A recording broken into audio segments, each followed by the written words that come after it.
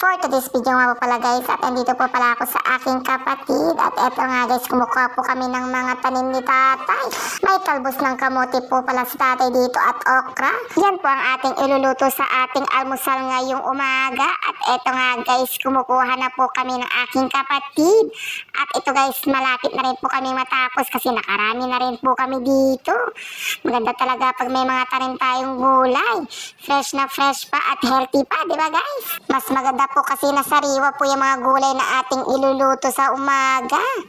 At eto na nga guys, madami na po pala kaming nakuha. Eto na guys, at madami po kami nakuha ang talbos ng kamote at okra. Tara na guys, at magluto na tayo.